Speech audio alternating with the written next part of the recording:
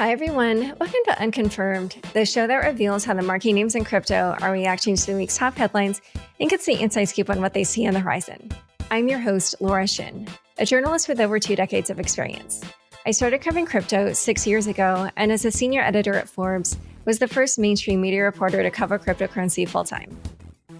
Heads up, everyone. If you're not already subscribed to my newsletter, you want to go sign up now. Next week, I am switching from a weekly news recap to a daily blog in order to keep up with the crazy pace of crypto news.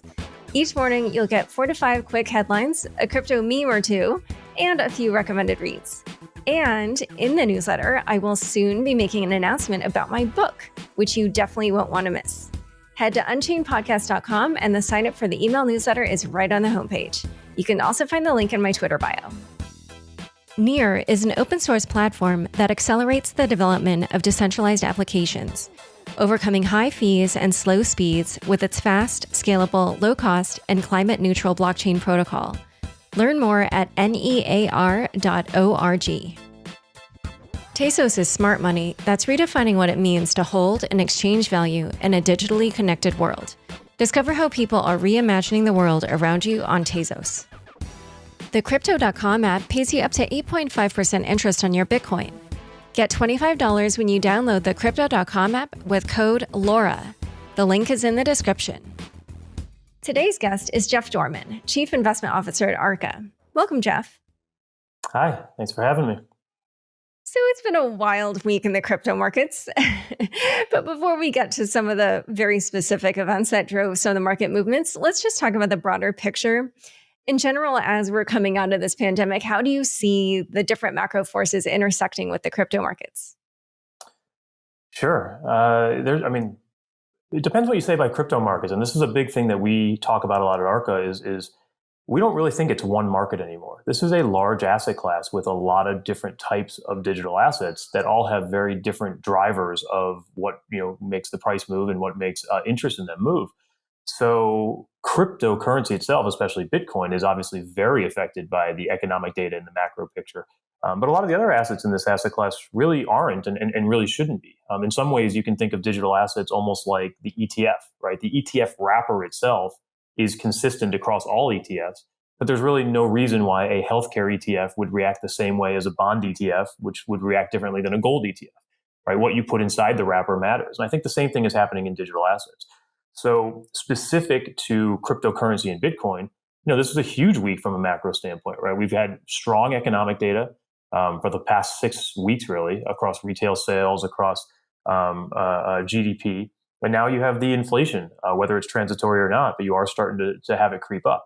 What I think is probably most interesting, though, is everybody is concerned about the rise in rates, but rates themselves are going nowhere. So we have all this inflationary data. We have all these headlines talking about rates are going to have to rise, and that causes Bitcoin to go down. It causes the NASDAQ and small cap stocks like the Russell to go down. But rates themselves are going nowhere. So I think inflation is on people's mind. I think Bank of America recently said that I think it was 4 or 5 times the amount of mentions of inflation on earnings calls than last year, and more so than any time since 2004. But the reality is, without rates really going anywhere and without the dollar going anywhere, it's still very supportive of risk assets. And I think most of these fears will probably subside pretty quickly.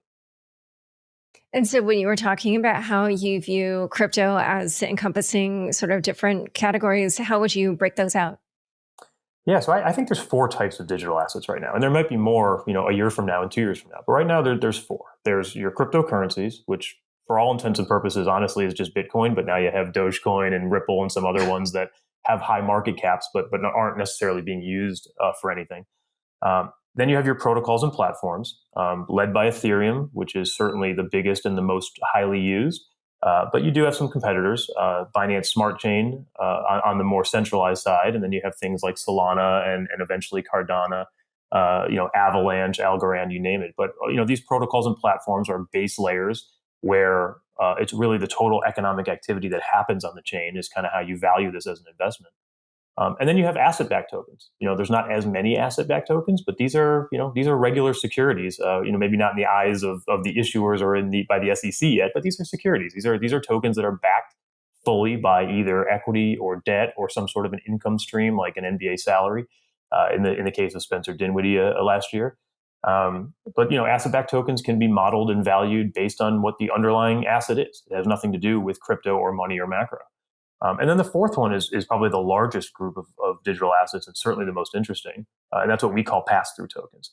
And these pass-through tokens are hybrid instruments. They're quasi-loyalty or rewards program on one side, and they're quasi-equity on the other side. These are instruments that generally, if you own them, you can participate in some way, shape, or form within the network because you own it. That's the quasi-loyalty or rewards part. But then you have some sort of an economic interest. Either it's revenues or profits that are being passed through to you, or some sort of inflation schedule of new tokens that are being passed to you. But you actually generate some sort of economic benefit or yield from owning it. And it's these pass-through tokens that have driven DeFi. It's what's driving NFTs in gaming. It's what's driving Web 3.0. And these are generally, have nothing to do with the economic factors that drive Bitcoin and the stock market and rates. So it's not surprising to me at all that DeFi has completely uncorrelated to Bitcoin, especially in a week like today, because those factors that drive DeFi are not relevant to what's driving Bitcoin. That's fascinating. Yeah, I love what you said there about, I guess, what I would call governance tokens, which, of course, obviously they're kind of, I don't know if like self-contained is the word, but yeah, they're sort of like, if you're interested in whatever protocol, those represent, like whatever that's doing, whether it's like a lending protocol or, something around a stable coin, then that is, really kind of what will, I guess, affect the price movements in those. Yep. Well, I would also say that part of the reason they used to be called governance and now we call them pass-through tokens, and there's a reason for that, is that governance without any cash flows to govern is kind of pointless. Nobody cares about governing something that's a shell that has no actual revenues and cash flows. Now, in the last 18 months, you're starting to see real revenues and real cash flows, at these centralized exchange companies like BNB and FTX, like these like the DeFi ones like Uniswap, SushiSwap, et cetera. Once you actually start having real cash flows and have the ability to pass through something real back to your token holders, the governance really gets replaced with this pass-through element. It's the same thing, but you're actually governing something that has value for the first time. So let's also talk about one of the more recent notable market moves in crypto, which is, of course, Ethereum trading at all-time highs. Earlier this week, it reached a little over $4,300, although as of press time, I think it's around $3,700. Why do you think we've seen Ethereum go from $740 this year to about $4K? Sure. The short answer is there's been a lot of money flowing into Ethereum. That has been evidence no matter where you look, whether you talk to some of the OTC brokers who are starting to see institutional money coming in, or you see some of these new products like the Canadian ETF and some of the other products that are specific to Ethereum coming in. But there's real money pouring into Ethereum. And I think that is for real reasons. The first and foremost is even though we've talked about Ethereum killers forever and who might usurp Ethereum's throne as the top smart contract platform, the reality is there's an enormous amount of economic activity that is happening on the Ethereum network and in the protocol. From again all the things we just mentioned, from DeFi to NFTs and gaming to everything that may or may not have as much traction as those two. And probably more importantly, though, for the first time, you can value Ethereum as a protocol. A lot of the protocols and platforms, especially when they're up and coming, they're really more like call options, right? This is why venture capital firms love to invest in the protocols. They're call options on future economic activity, but there's no way to really support what that value might be. But with this new proposal that's coming through Ethereum with EIP 1559 and the switch to ETH 2.0, what that's saying is all of these transactions that are happening on Ethereum that are producing real value right now only to miners, that cash flow is going to start being distributed back to token holders. So now, instead of just looking at this as a what if and look at all this economic activity, now you can run a real DCF analysis or a real dividend yield model and say, well, if Ethereum has produced $50 million in fees in the last 7 days, I can annualize that and I can figure out what percentage of that is going to token holders. And now I can come up with an actual price for what Ethereum is worth. And I think that's probably the biggest takeaway for me, is that not only are the venture capital firms loving Ethereum now, but now you have real traditional value investors who are starting to look at this as a technology with real cash flows. Yeah, so I do agree that everybody is talking about this, and I'm very interested to see what happens when it does get adopted. So, in a moment, we'll continue that discussion. Plus, also turn to Elon Musk's effect on the markets. But first, a quick word from the sponsors who make this show possible. Tezos lets you easily exchange smart money throughout our digital world. A self-upgradable blockchain with a proven track record, Tezos seamlessly adopts tomorrow's innovations without network disruptions today. Because of this adaptability, engineers, conservationists, entrepreneurs, collectors, game developers, and artists from around the world are building, creating, and using Tezos every day. Discover how people are reimagining the world around you on Tezos. With over 10 million users, Crypto.com is the easiest place to buy and sell over 90 cryptocurrencies. Grow your crypto with Crypto.com Earn, which pays up to 8.5% interest on your Bitcoin and 14% interest on your stablecoins. When it's time to spend your crypto, nothing beats the Crypto.com Visa card, which pays you up to 8% back instantly and gives you 100% rebates for your Netflix, Spotify, and Amazon Prime subscriptions. Download the Crypto.com app now and get $25 by using the code LAURA. The link is in the description. Back to my conversation with Jeff Dorman. So as you were talking about with Ethereum, there's this big shift coming. Do you feel that right now, it's sort of like a Bitcoin halving where once it happens, we won't really see the price rising because everybody's expecting it? Or do you feel that afterward we will see it rise even more? Well, there's a big difference between catalyst and event-driven investing and long-term fundamental investing. Generally, we do both at Arca, and when we think of something long-term and fundamental, it's usually something that already has KPIs and metrics and cash flows and something that we can really model. When we look at events and catalysts, we're looking at a hard date or some sort of hard catalyst that we are basing an investment off of.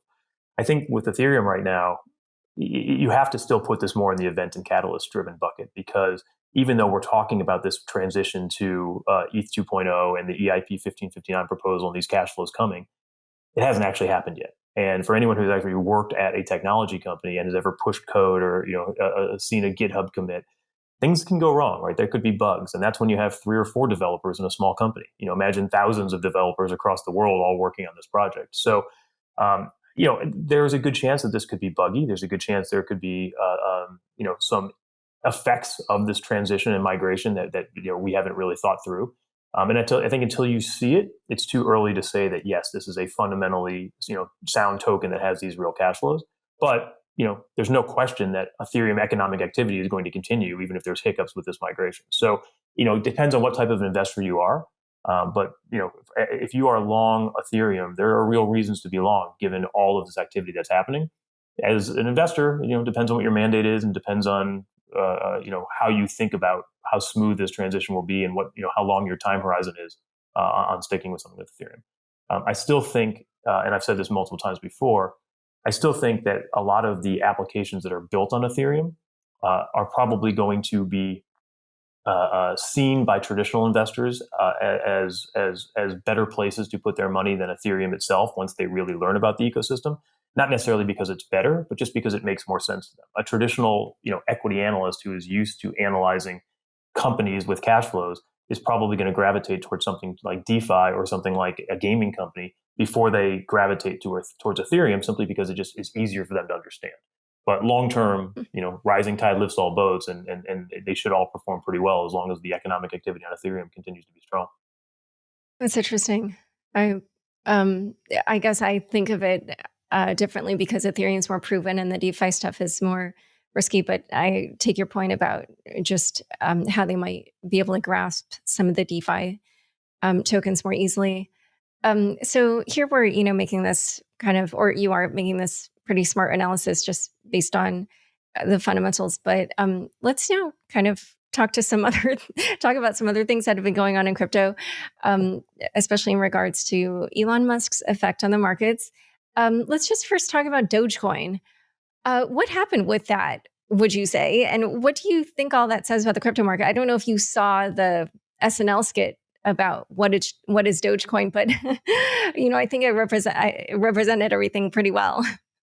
Sure, yeah, I did see it, and I've been writing a blog every week for 3+ years talking about the digital asset market, and never, if you had asked me at any point, did I think I'd ever be talking about Dogecoin.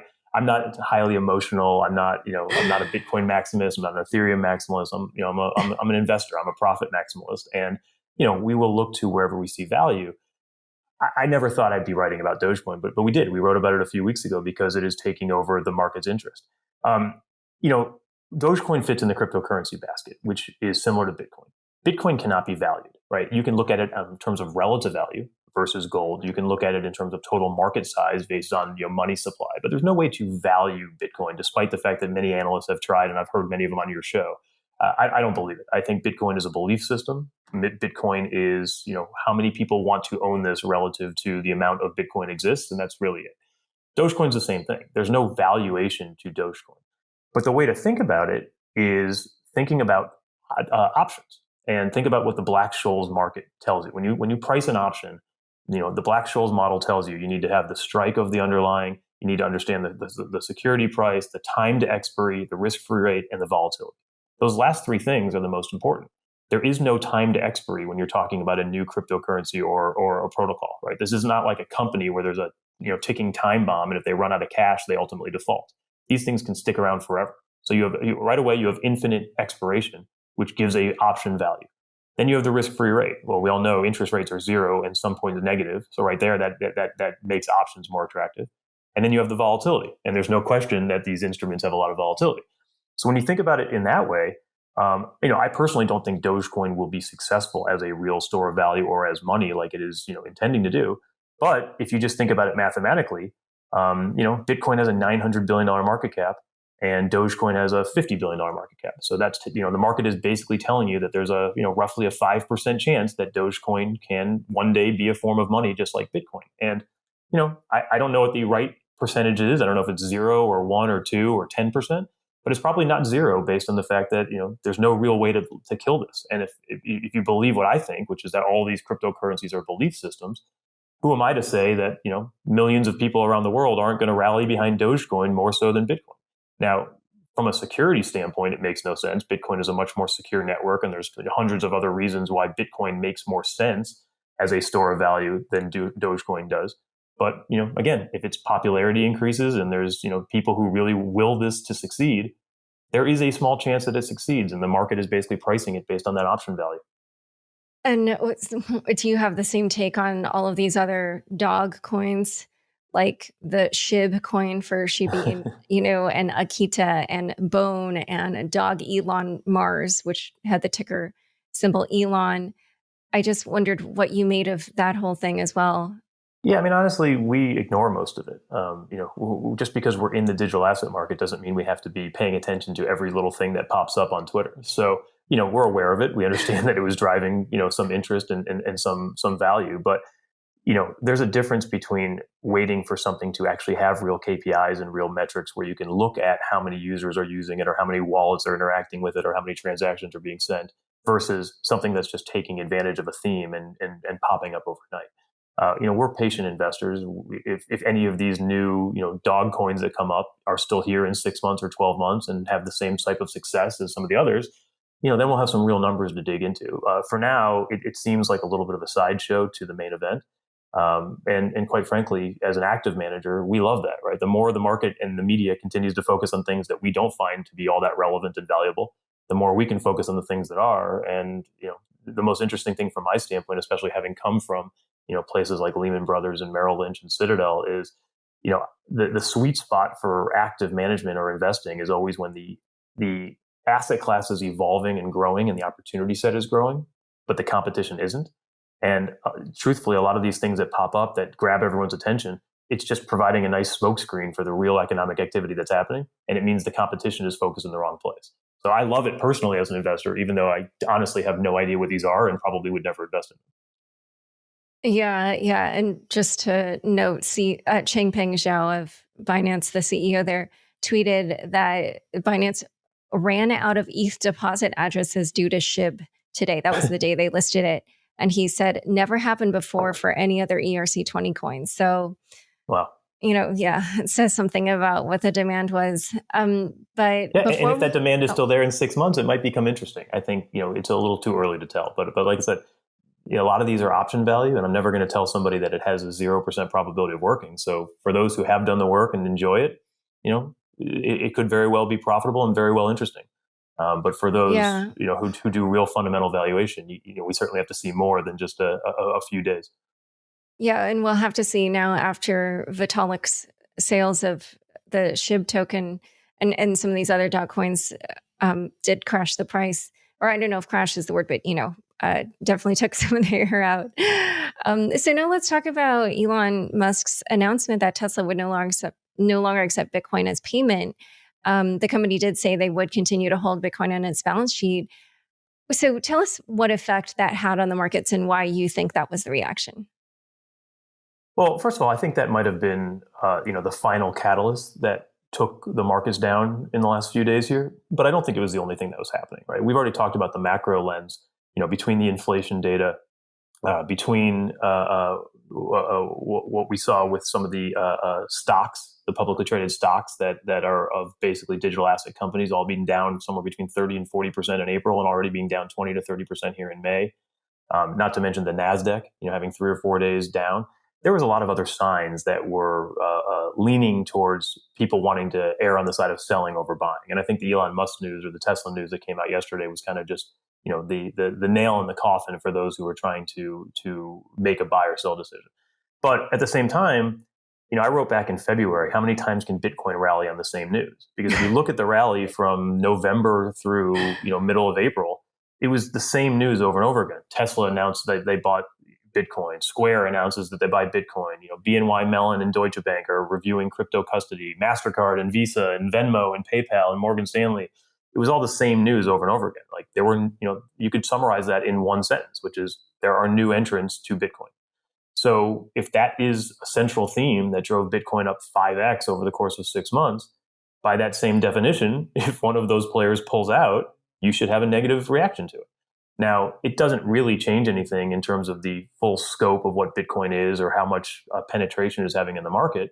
But again, if the markets are going to reward that type of news on the way up, they should also negatively punish it on the way down. And, I think the reaction was actually, in the beginning, the reaction was great. It was a very Bitcoin specific piece of news, right? Tesla and Elon Musk said, we don't believe that Bitcoin is environmentally sound, and I don't believe in that. I think there's been enough on your show as well. There's been enough people who have refuted that, so I don't want to get into that. But it was very Bitcoin specific. Tesla said, we do not want to accept Bitcoin anymore because it is not environmentally sound. And that was it. So in theory, the only thing that should have gone down was Bitcoin. And for the most of yesterday, that's actually what happened. Bitcoin was going down and the rest of the market was holding in pretty well. Today, you had a little bit of a spillover and contagion effect where the rest of the market started to trade off as well. That's when you get back into these high correlations and whether or not this is all just one market. But I thought the reaction was healthy yesterday, even though I don't think it has any real long-term consequence.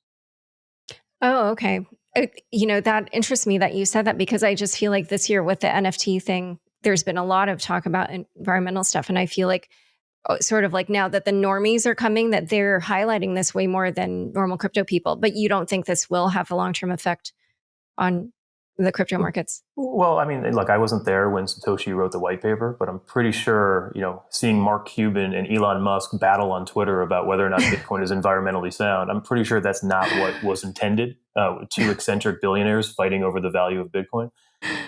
So no, I mean, it's one piece of a giant mosaic theory puzzle. I think the ESG concerns are valid across the entire globe, and I think there is some components of what Bitcoin is offering that you can say is has a negative impact on the environment because of the electricity.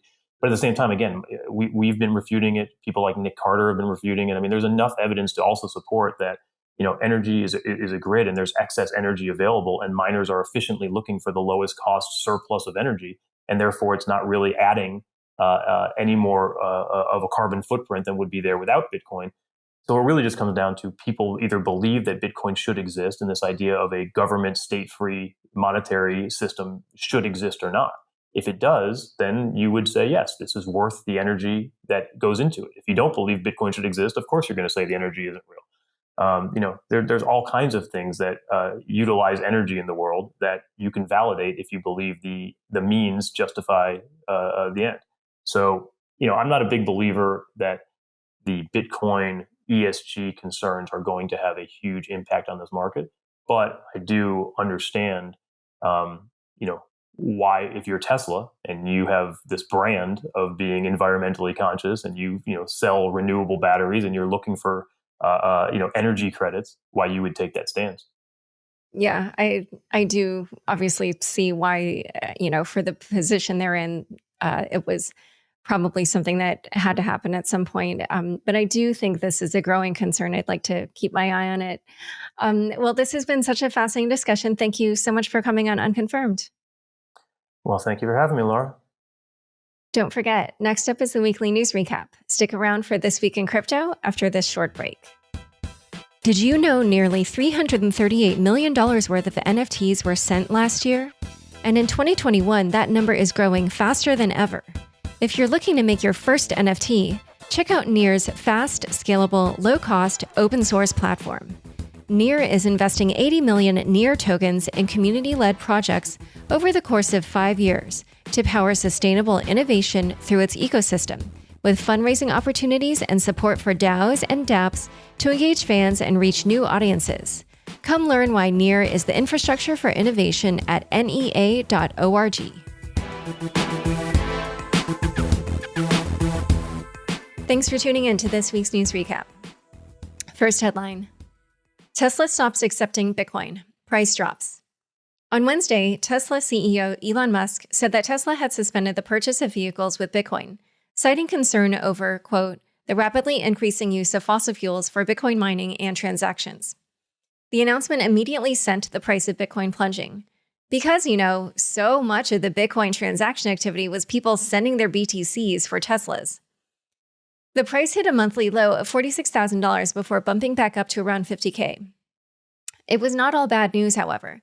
Tesla will continue holding BTC, hinting that Bitcoin vehicle purchases could come back if mining transitions to a more sustainable energy source. Musk ended his announcement with a tease, writing, quote, we are also looking at other cryptocurrencies that use less than 1% of Bitcoin's energy per transaction. If that is the case, Tesla could be looking into cryptos running on blockchains that use proof-of-stake consensus algorithms rather than Bitcoin's proof-of-work, which is dependent on computing power and therefore energy to secure the network. Solana, itself a proof-of-stake blockchain, has already shot its shot on Twitter, replying to Musk with a waving emoji and the words, DMs are open. Binance reportedly under investigation by DOJ and IRS. According to Bloomberg, the world's largest crypto exchange, Binance, is reportedly under investigation by the U.S. Department of Justice and the Internal Revenue Service. Bloomberg reports that officials from the DOJ and IRS have, quote, sought information from individuals with insight into Binance's business. U.S. investigations are not new for Binance, as the exchange faced an inquiry from the CFTC earlier this year. In response to the news, CEO Changpeng Zhao tweeted, so much FUD today. It's a pain for some, an opportunity for others. Next headline: Vitalik donates to charity thanks to meme coins. The Dogecoin knockoff Shiba Inu, which is named after the dog from the Dogecoin memes, went on quite the moonshot, making token holders incredible amounts of money. Igor Yambardiev, a researcher at the block, reported that one person took an investment of 37.65 ETH and turned it into a whopping $2.5 billion, at one point at least. Earlier this week, the self-proclaimed Dogecoin killer had a market cap of over $10 billion, which briefly made it a top 20 token.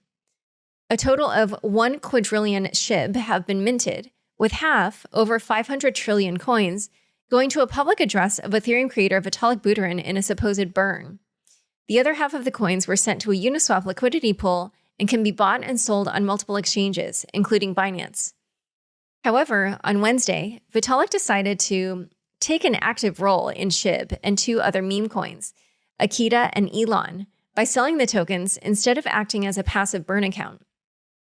The co-founder of Ethereum netted 15,719 ETH, worth about $63 million, in his sale of 660 billion SHIB, 140 billion Akita, and 43 billion Elon.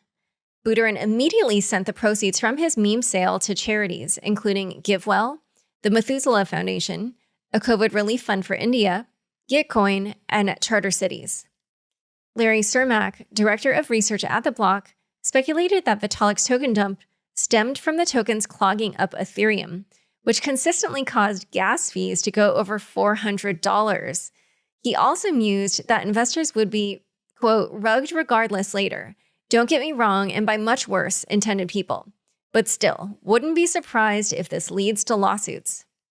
It was a busy week for Vitalik. In between his charitable activities, he posted on Uniswap's governance forum, proposing that Uniswap's Uni token should become a price oracle in the same vein as a Chainlink, but simpler, with a strict focus on price rather than data feeds. A Uni price oracle would specialize in wrapping real-world numbers into smart contracts on Ethereum. Buterin also saw Ethereum reach a $500 billion market cap, overtaking JP Morgan and Visa in market capitalization, with the Ether breaking $4,300 for the first time. For context, when BTC hit a $500 trillion market cap in December of 2020, it only took roughly 2 months to break $1 trillion in February 2021. Next headline. A crypto company ETF is live on the New York Stock Exchange. This week, the U.S. Securities and Exchange Commission released a staff statement that described BTC as, quote, a highly speculative investment, which is a tough turn of events for those waiting for the vaunted Bitcoin ETF to be approved.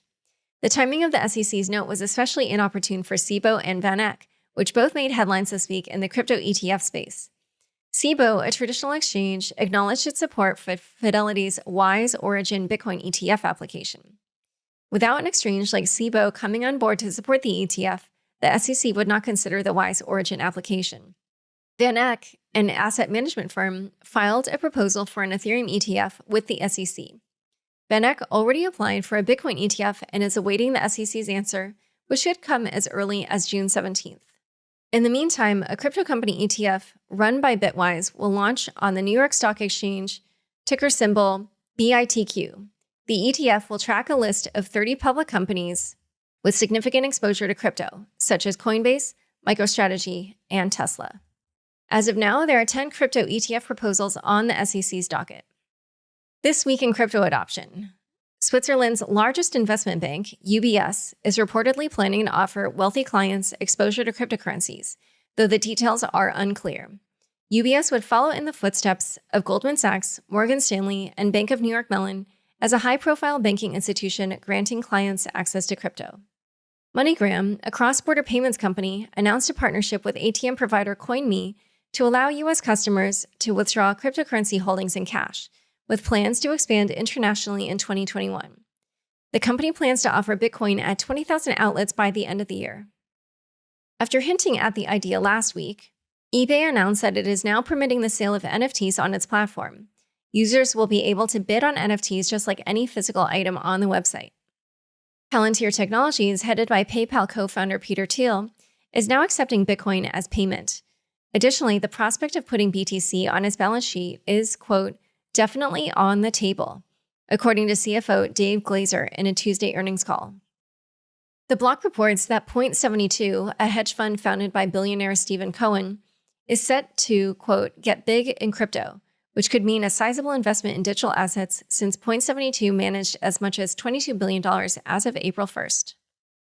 Cohen, a 103-year-old investment bank, is partnering with digital infrastructure firm PolySign to provide crypto custody services for institutional clients. According to a tweet from CEO Michael Saylor, MicroStrategy has purchased another $15 million in BTC at the average price of roughly $55K. Next headline. Facebook-backed Diem is coming to the U.S. On Wednesday, the Diem Association, formerly known as Facebook's Libra project, announced the withdrawal of its application for a Swiss payments license. The association, made up of 26 financial firms and nonprofits, will be relocating to the U.S. Diem says it will register with FinCEN and partner with Silvergate Bank in order to issue its long-awaited stablecoin. Silvergate will both issue and manage Diem USD, which will be a dollar-backed stablecoin. Diem has had an arduous journey so far, including 2 significant hurdles.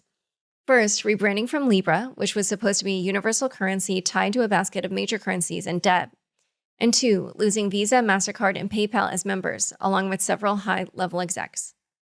In other stablecoin news, Tether, for the first time since 2014, revealed the breakdown of its reserves as part of its settlement with the New York Attorney General's office 3 months ago, which requires an ongoing publication of the assets backing USDT.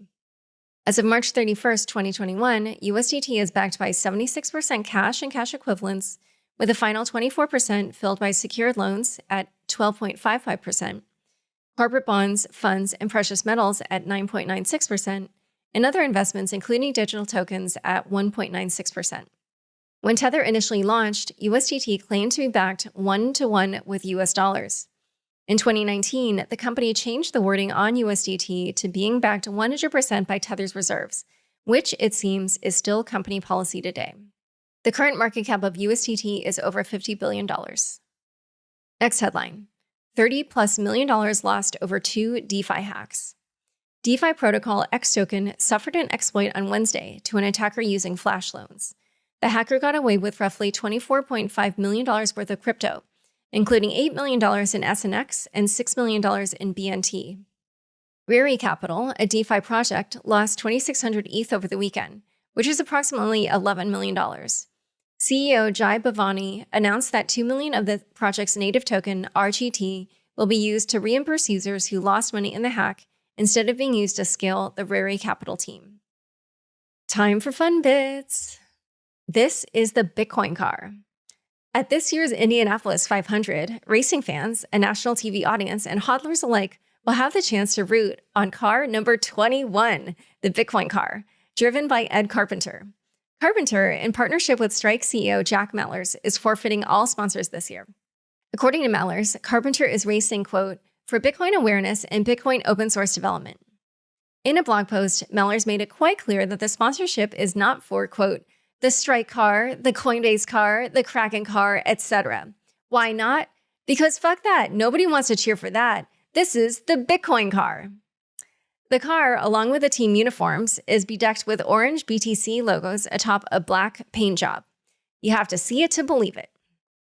Editor's note, this is a lost opportunity to name this the Bitcoin Mobile. All right, thanks for tuning in. To learn more about Jeff and Arca, be sure to check out the links in the show notes. Heads up, everyone, if you're not already subscribed to my newsletter, you'll want to do so now. Next week, I'm switching from a weekly news recap to a daily blog in order to keep up with the crazy pace of crypto news. Each morning, you'll get 4 to 5 quick headlines, a crypto meme or two, and a few recommended reads. And in the newsletter, I'll soon be making an announcement about my book, which you definitely don't want to miss. Head to unchainedpodcast.com, and the sign up for the email newsletter is right on the homepage. You can also find the link in my Twitter bio. Unconfirmed is produced by me, Laura Shin, with help from Anthony Yoon, Mark Murdoch, and Daniel Nuss. Thanks for listening.